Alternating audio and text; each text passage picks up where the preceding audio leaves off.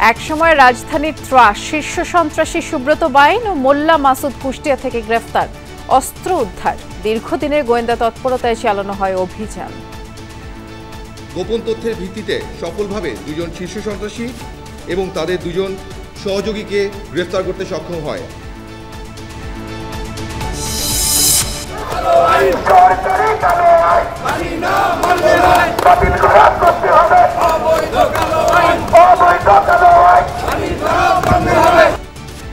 সরকারি চাকরি অধ্যাদেশ বাতিলের দাবিতে আজও অচল সচিবালয়, একদিনের জন্য কর্মসূচি স্থগিত, আরো কঠোর কর্মসূচির হুঁশিয়ারি। আমি অফিসে আশপাশে দেখি যে আমার চাকরি নাই, চাকরি শেষ। এটা কি সম্ভব?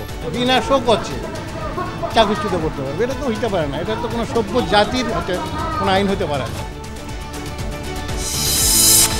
মানবতা বিরোধী অপরাধের মামলায় মৃত্যুদণ্ড থেকে এটিএম আজহারকে খালাস দিলেন আপিল বিভাগ।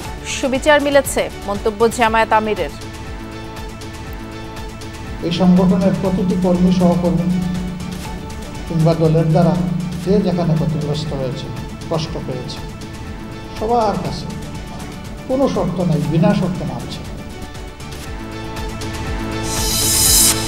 এখনো নির্বাচনের রোডম্যাপ ঘোষণা না করায় হতাশ বিএনপি। ডিসেম্বরের মধ্যে ভোট না হলে অন্তর্বর্তী সরকারকে সহযোগিতা করা কঠিন হবে।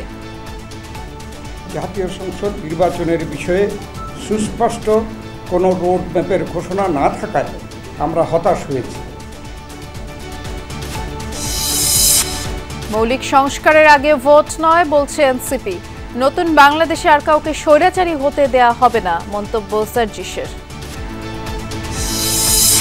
রাজধানীর মিরপুরে প্রকাশ্যে গুলি ছুড়ে মানি এক্সচেঞ্জের ৩৫ লাখ টাকা ছিনতাই। সাম্য হত্যায় সোহরাওয়ার্দী উদ্যানের মাদক কারবারিরা জড়িত বলছে পুলিশ। সৌদি আরবে দেখা গেছে জিলহজ মাসের চাঁদ। ৫ জুন পবিত্র হজ, পরদিন উদযাপিত হবে ঈদ। কাল বাংলাদেশে বসবে চাঁদ দেখা কমিটি।